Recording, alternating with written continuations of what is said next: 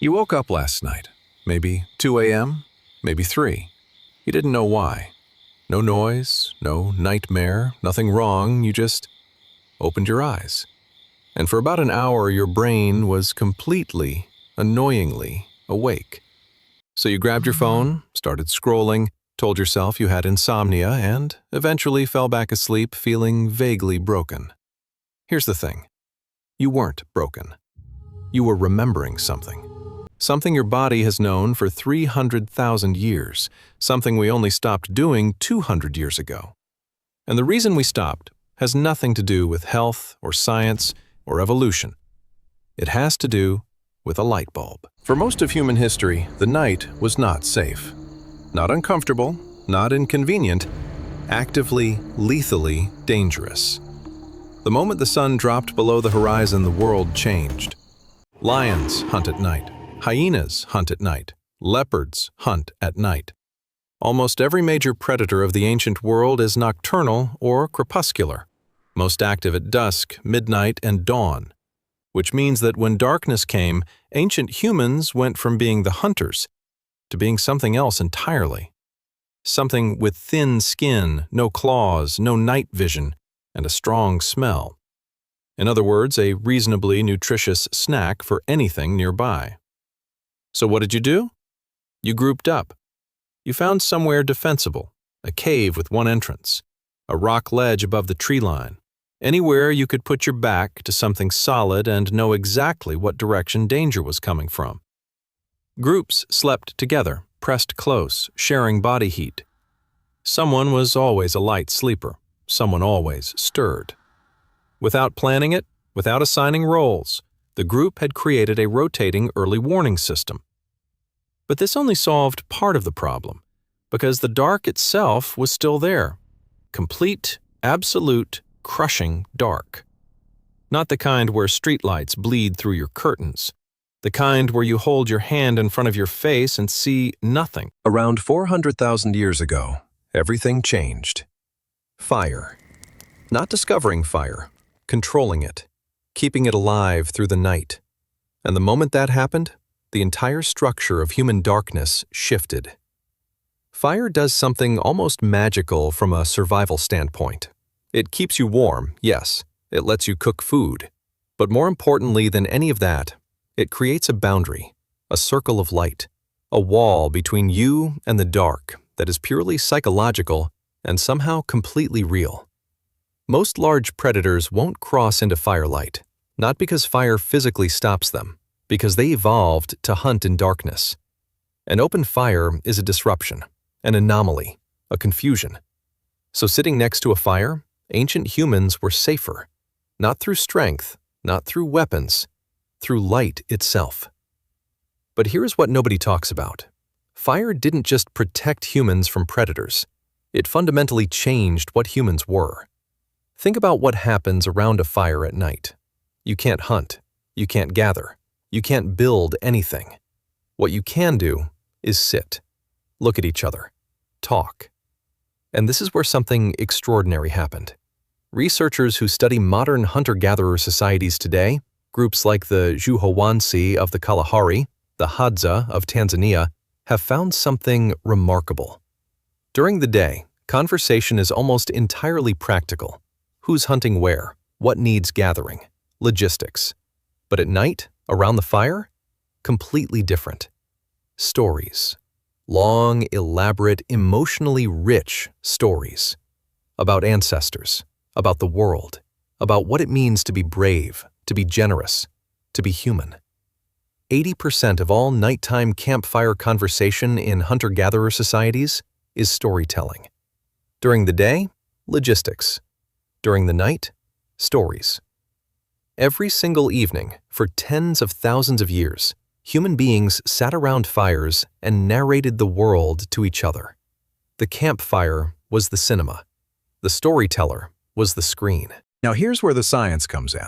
And this is the part that might actually change how you feel about waking up at 3 a.m. Most of us assume that the natural, correct way to sleep is 8 hours. Continuous, uninterrupted, one solid block. If you wake up at 3 a.m. and can't fall back asleep, you assume something is wrong. You start Googling. You spiral. By 4 a.m., you've diagnosed yourself with 3 disorders and a rare mineral deficiency. Here's the thing. That assumption might be completely, historically, wrong.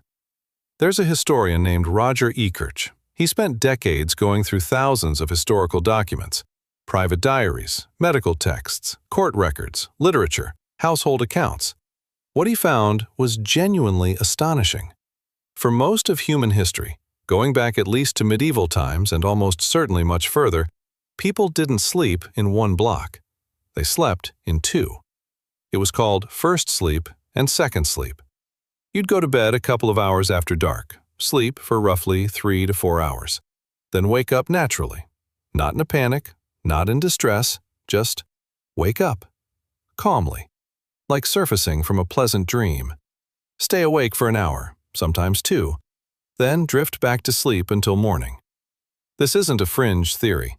References to first sleep and second sleep appear in Homer's Odyssey. Roman authors wrote about it like we write about breakfast. Medieval literature is filled with it. A French physician in the 16th century recommended that couples conceive children during the waking period between sleeps, because people were naturally more relaxed and alert in that window. The watch in the night. You've heard that phrase in old texts. We assume it means guards on a wall, but very often it simply means ordinary civilians awake in the middle of the night between their 2 sleeps, because that was just Tuesday. So what did people actually do during that waking window? Everything. They prayed. In many religious traditions, the quiet hours between midnight and dawn were considered the most sacred time for communication with the divine. The world was still. The soul was closest to something greater. They thought about their dreams, which were taken far more seriously as information than we take them today. They had sex. Apparently, this was considered an excellent time for it. The body was warm and relaxed, and there was nowhere else to be. They tended the fire, checked on animals, nursed infants. Some people actually visited neighbors in the middle of the night. Not in a weird way, just people who knew each other, moving through dark streets between their 2 sleeps like it was perfectly normal. Because it was. Now here's the part that changes everything. In 1992, psychiatrist Thomas Ware ran an experiment. He took a group of modern humans, removed all artificial light from their environment for a month. No lamps, no screens, no street lights, just natural light during the day, darkness at night. Every single participant automatically returned to the same pattern. First sleep, wake. Second sleep. Without being told, without trying. Their bodies just remembered. The biphasic sleep pattern didn't disappear from human biology. It was suppressed by one invention, the electric light bulb. Once you can keep a space brightly lit into the late evening, you push your bedtime later and later. Your total sleep time compresses. The natural gap between first and second sleep disappears inside a single, longer block.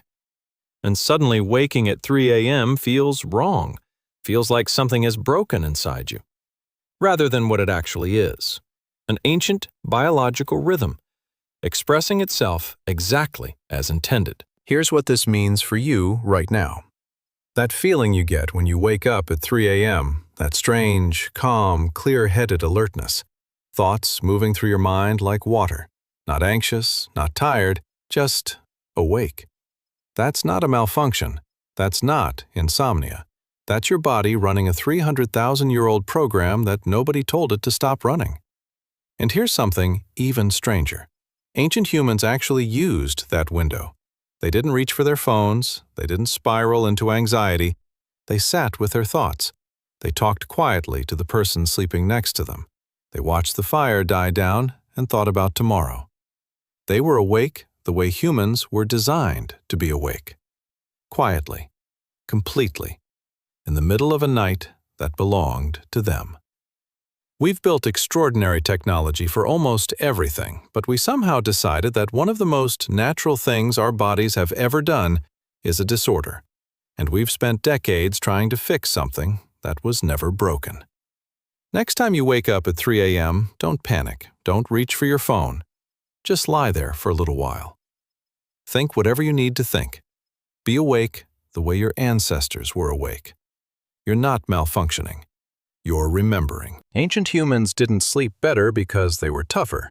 They slept differently because their world was different. The darkness meant something. The waking window meant something. The fire, the stories, the shared warmth. All of it was a system that worked for 300,000 years. And somewhere inside you, it's still running. If this changed how you think about something you do every single night, leave a comment below. Tell us where you're watching from.